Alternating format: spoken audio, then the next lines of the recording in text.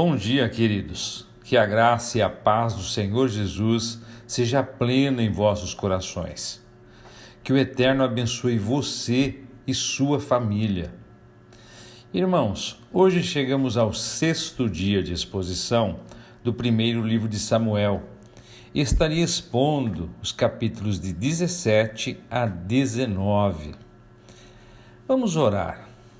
Querido Pai, entramos em Tua santa presença para Te agradecer por mais esse dia de vida, de saúde, de paz. Te agradecemos por nossa família, pela nossa igreja, por nosso trabalho e por esse grupo que tem nos permitido participar. Senhor, são tantas coisas que temos para Te agradecer que, na verdade, nossas orações deveriam ser somente de ação de graças. Obrigado, Senhor, porque embora somos tão pecadores, Tu nos ama tanto a ponto de enviar Teu Filho Jesus para nos salvar. E como esse amor nos constrange a tal ponto de nos perguntarmos como Davi: que daremos nós ao Senhor por todos os benefícios que nos tem feito? Ajuda-nos, Pai, a sermos mais gratos e a manifestarmos isso a Ti. Abençoa-nos nessa jornada. É o que eu Te peço e já Te agradeço, no nome de Jesus. No capítulo 17, os filisteus juntaram seus exércitos com o objetivo de guerrear em Socó, uma cidade de Judá. Acamparam num lugar conhecido como Éfes-Damim, que em português significa fronteira sangrenta, que ficava entre Socó e Azeca. Os exércitos de Israel ocuparam um lado do vale e os filisteus ocuparam o outro. Se um exército quisesse atacar, teria que cruzar o vale e subir para o outro lado, o que os colocaria em grande desvantagem. Os filisteus tinham um homem que era seu campeão, um gigante de Gate, chamado Golias, cuja altura era de quase 3 metros. Todo o seu corpo estava protegido por uma armadura de grande peso, de modo que uma espada na mão de um homem mais fraco não significaria absolutamente nada. O tamanho de sua arma ofensiva, sua lança, é enfatizado. Ele poderia facilmente atravessar qualquer adversário comum e matá-lo, antes mesmo que o outro ficasse a uma distância de ataque. Ele também estava bem preparado com a ajuda de um homem carregando um escudo para ir à sua frente. O desafio de Golias enche os corações dos homens de Israel, incluindo Saul, de medo e consternação. Ele desafia os exércitos de Israel, pedindo que um homem venha e lute com ele. E toda a questão da vitória de qualquer um dos lados dependerá de qual homem matará o outro. Mesmo Saul, embora sendo o cabeça do povo, além do mais alto entre eles, não era páreo para Golias. No verso 12, Davi é apresentado novamente, com a lembrança de quem ele era, ou seja, o último dos 8 filhos de Jessé. O número 8 simboliza um novo começo, assim como a nova aliança colocou de lado a antiga, agora que Cristo veio. Os 3 filhos mais velhos de Jessé estavam no exército de Saul, enquanto Davi havia voltado para casa do serviço de Saul, para então pastorear as ovelhas de seu pai. Não sabemos por quanto tempo Davi ficou em casa, mas o gigante continuou a desafiar Israel todas as manhãs e todas as tardes por 40 dias. Antes então de Davi visitar os seus irmãos no exército. O verso 17 nos diz que Jessé enviou Davi com algumas provisões e uma mensagem a seus irmãos. Na época, a luta continuava entre Israel e os filisteus, embora ninguém tivesse aceitado o desafio de Golias. Davi chegou quando o exército estava se preparando para enfrentar o inimigo. Ele deixou tudo o que trouxe consigo nas mãos a um mordomo do exército e correu imediatamente para saudar seus irmãos. Enquanto conversavam, Golias apareceu, expressando seu desafio diário contra qualquer homem de Israel que lutasse com ele. Fazendo um parênteses aqui, o vale entre eles era de aproximadamente 2 quilômetros.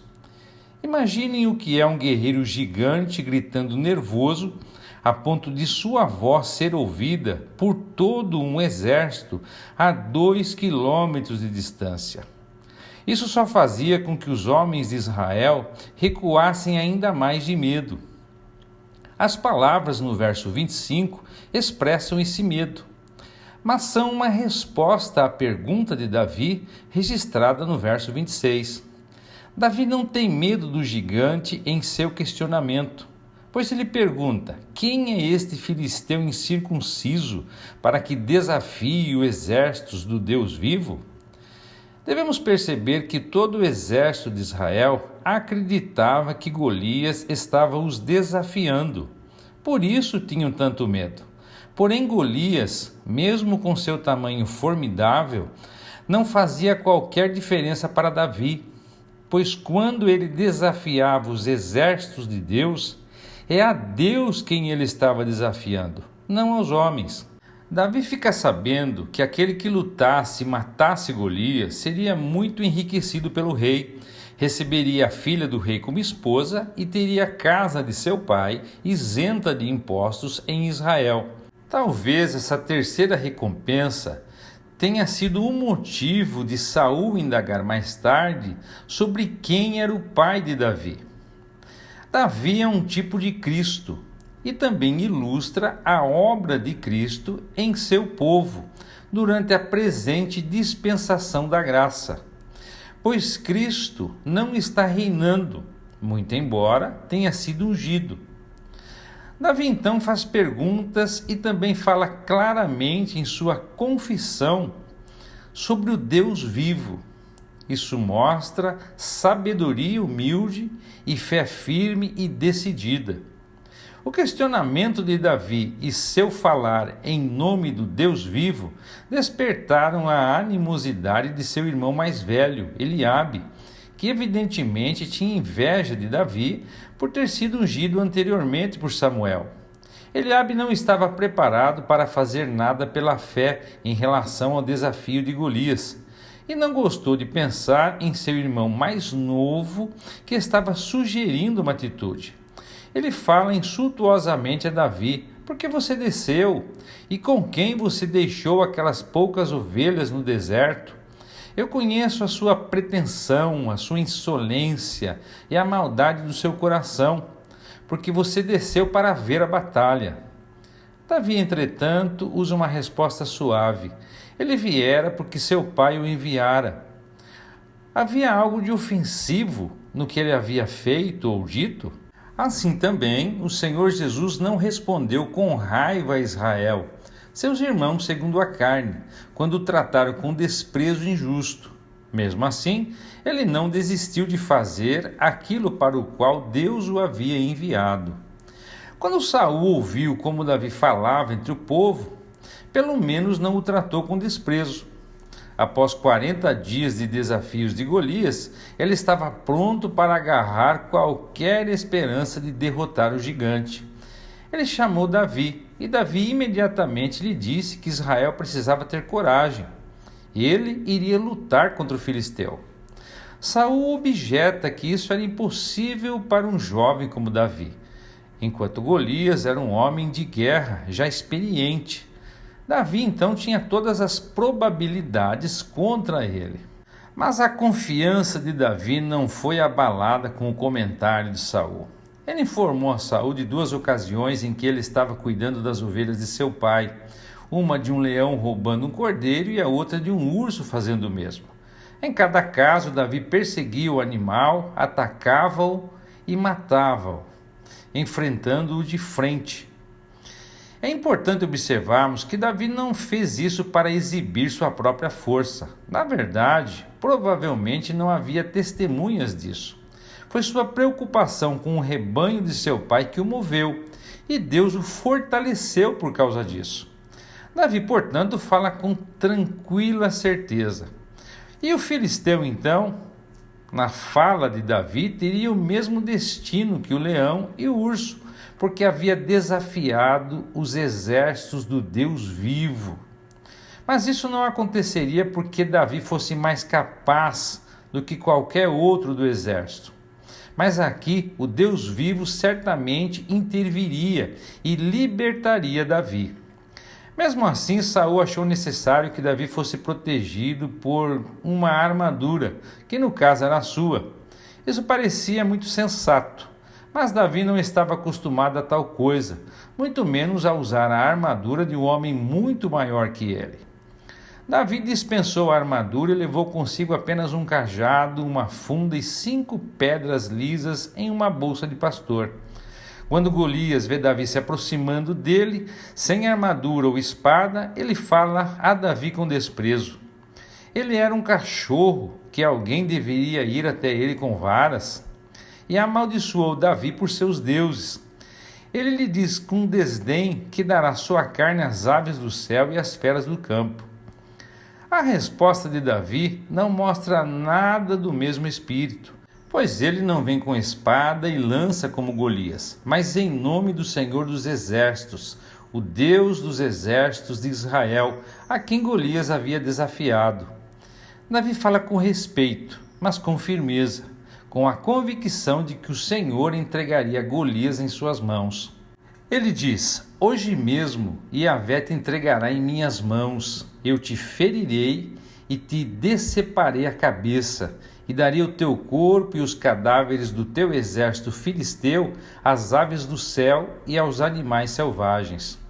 Toda a terra saberá que há Deus em Israel, e toda esta multidão aqui reunida conhecerá que não é pela espada nem pela lança que Yahvé concede a vitória, porque Yahvé é o Senhor das batalhas, e ele vos entregará em nossas mãos.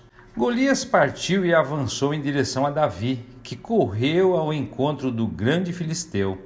Davi levou a mão ao seu alforje, apanhou rapidamente uma pedra que lançou por meio de sua funda e atingiu o filisteu na testa, de modo que a pedra ficou encravada e ele tombou, dando com o rosto no chão. Davi então correu, pôs o pé sobre o filisteu, apanhou-lhe a espada, tirou-a da bainha e a cravou no filisteu, e com ela decepou-lhe a cabeça. Quando os filisteus se deram conta do ocorrido, fugiram em disparada, e os soldados de Israel e de Judá perseguiram os filisteus até um vale próximo a Gate e até as portas da cidade de Ecrom. Assim, os cadáveres dos filisteus ficaram espalhados por toda a estrada de Saarim, até Gate e Ecrom, cumprindo exatamente o que Davi havia profetizado a Golias. Os filhos de Israel voltaram da perseguição e pilharam o acampamento filisteu.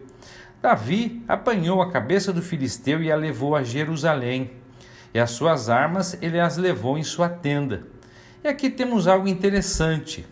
Alguns estudiosos afirmam que Davi enterrou a cabeça de Golias no mesmo local da crucificação de Jesus.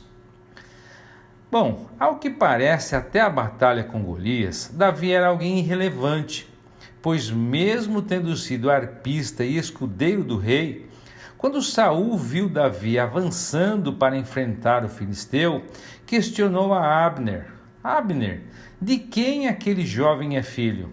Porém, Abner não lhe soube responder.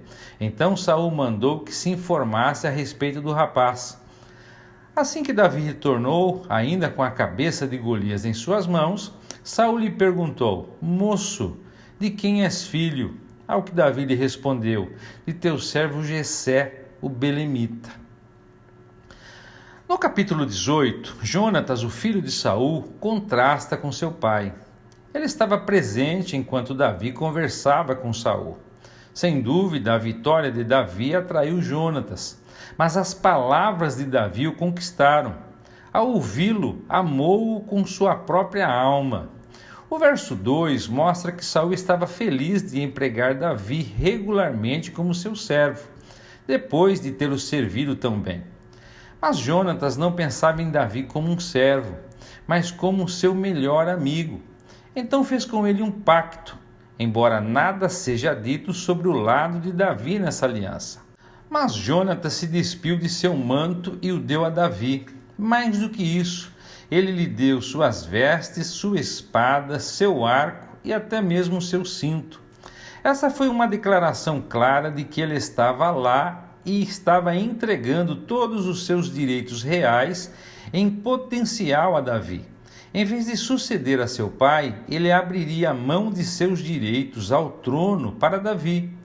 Se Saul tivesse sido sábio o suficiente para compreender isso, quão menos trágica teria sido sua história.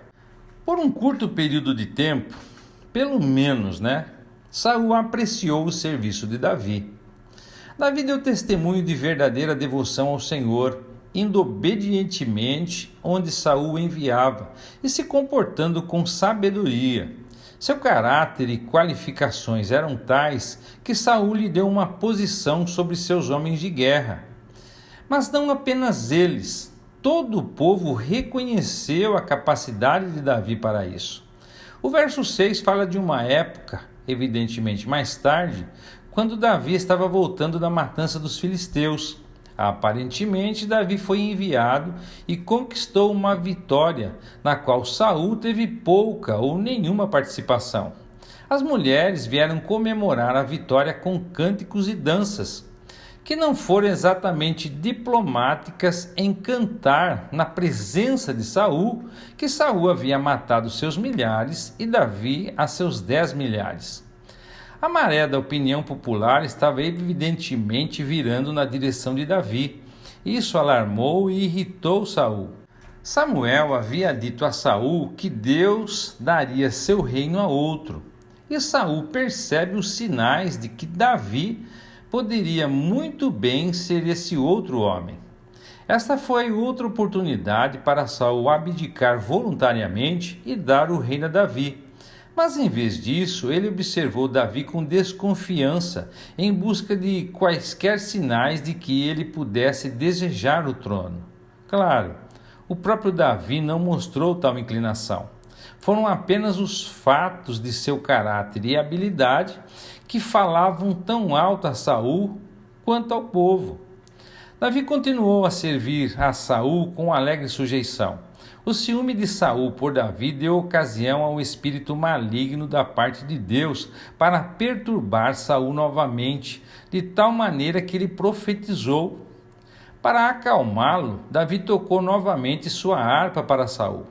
Mas desta vez não teve um efeito calmante, pois o amor anterior de Saul por Davi transformou-se em ódio, pois ele temia que Davi fosse mais adequado para ser senhor do que Saul, e estava determinado a manter a posição de autoridade. Embora Saul tivesse medo de lutar contra Golias, ele jogou sua lança contra Davi, com a intenção de matá-lo, no momento em que Davi o estava servindo obedientemente, tocando sua harpa. Esse ato covarde provou que Saul era incompetente para seu lugar de dignidade real. Davi foi capaz de se esquivar da lança por 2 vezes. Podemos nos perguntar como ele pôde voltar a tocar para Saul depois da primeira tentativa de Saul de matá-lo. Mas isso prova a fidelidade de Davi.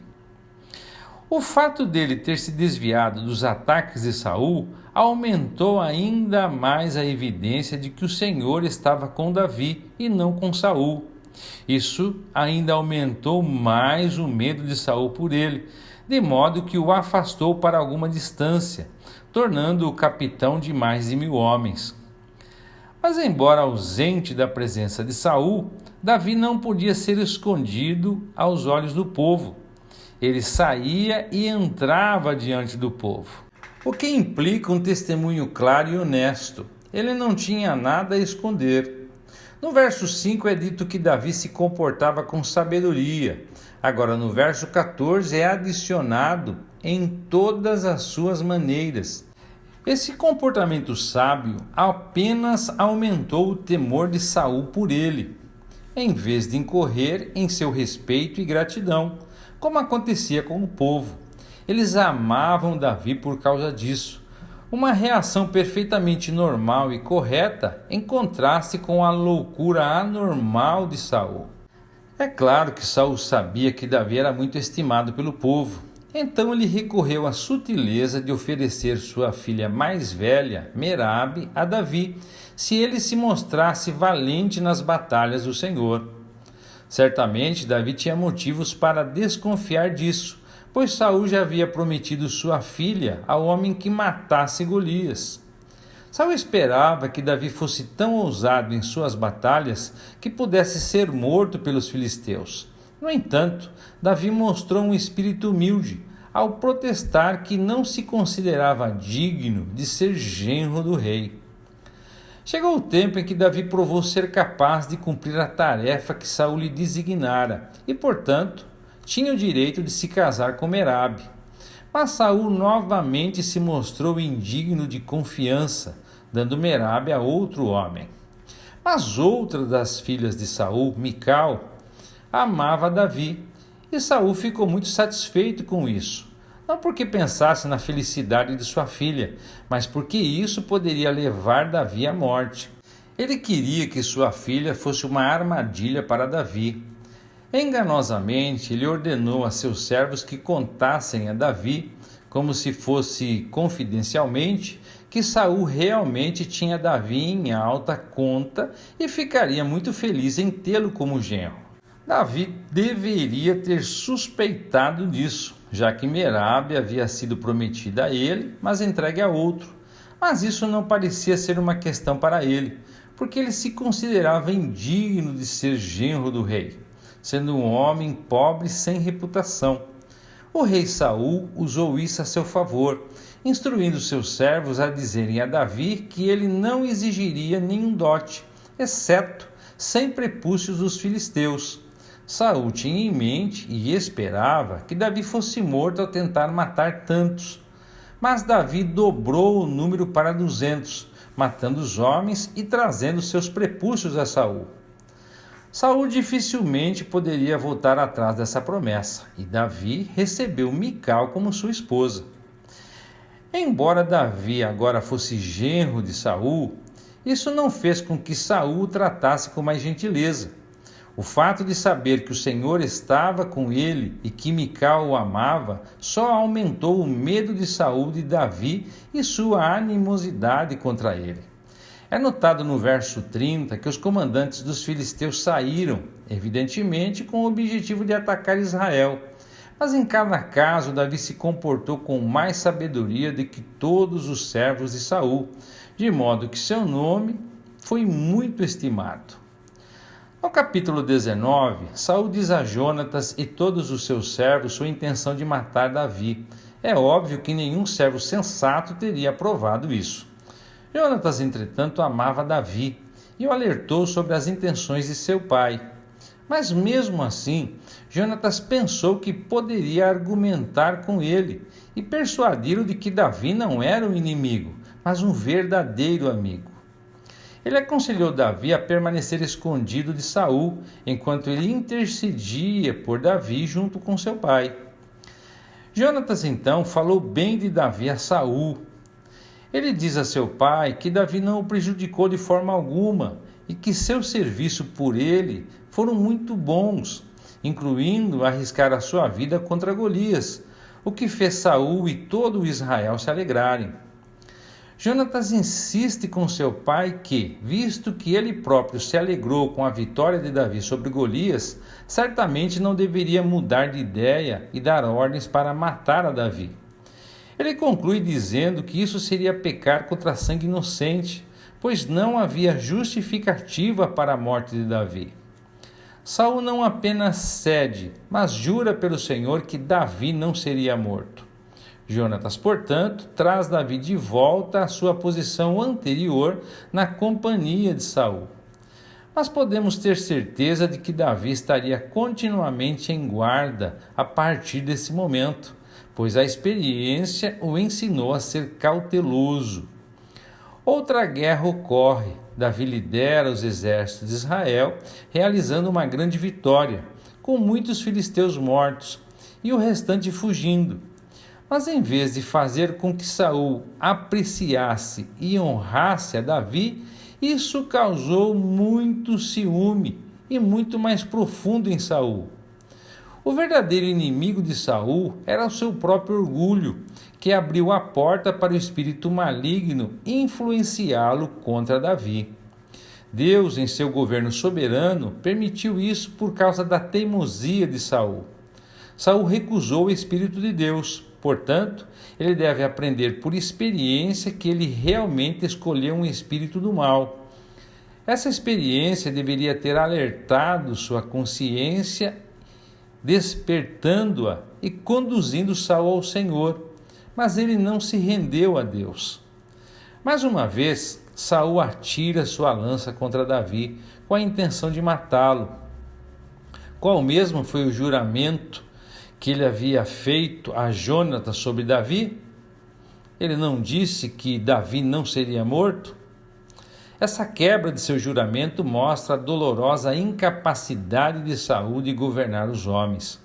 Davi estava em guarda e novamente se esquivou da lança e escapou da casa de Saul. Agora ele não estava nem mesmo seguro em sua própria casa. Mical sabia que Saul havia enviado mensageiros para vigiar a casa de Davi durante a noite, e ela percebeu que Saul lhes dera ordens para matar Davi pela manhã. Ela o avisou para escapar durante a noite e o desceu através de uma janela para que ele fugisse. Ele conseguiu evitar ser visto pelos servos de Saul e escapou para salvar a sua vida. Mical, para ganhar tempo para Davi, colocou um terafim, ou um ídolo do lar, na cama de Davi. Esta era uma escultura em forma humana, secretamente usada pelos israelitas ao lado da adoração a Deus. Mas o engano de Mical, dizendo aos mensageiros de Saul que Davi estava doente, durou pouco. Saul estava tão determinado a matá-lo que ordenou a seus servos que trouxessem a Davi, ainda que fossem com cama e tudo. Então, é claro, foi descoberto o engano.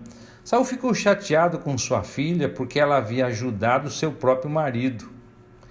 Em vez de chamar Davi de marido, Saul o chama de meu inimigo, o que não era verdade, pois Davi não tinha inimizade para com Saul. Ele perguntou por que ela havia deixado Davi escapar. Por que Mical não disse a Saul francamente que não queria que seu marido fosse morto? Evidentemente, seu amor por Davi ficou em segundo lugar em relação ao medo que tinha de seu pai.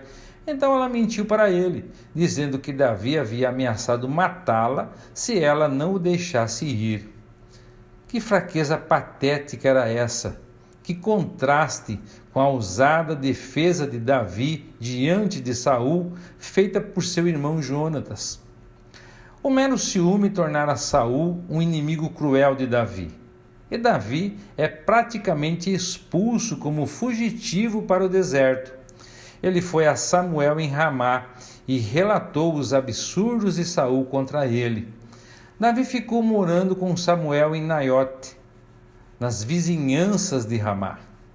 Notícias do paradeiro de Davi chegaram a Saul, que enviou homens para levá-lo cativo.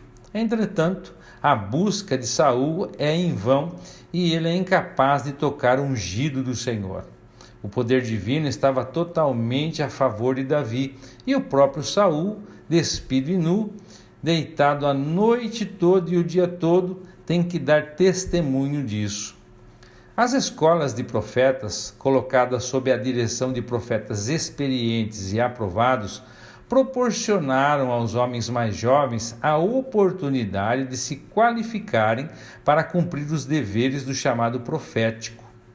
Mas a seleção e a admissão de indivíduos adequados para esse ofício era por seu caráter pessoal E aqueles que tinham um chamado divino, sem dúvida, dependiam do julgamento profético daqueles que presidiam essas instituições. Como a profecia era um dom e não uma arte, as instruções transmitidas provavelmente se referiam apenas ao estudo da lei e de uma vida de oração, e se destinavam a despertar e cultivar uma vida piedosa, bem como promover o crescimento da vida espiritual para uma preparação adequada que o ofício profético exigia. Na verdade, essa foi uma obra do Espírito de Deus, que também influenciou os mensageiros de Saul a profetizarem, ao invés de prenderem a Davi. E assim nós concluímos a exposição de hoje. Que o Eterno os abençoe e até amanhã, se Deus quiser.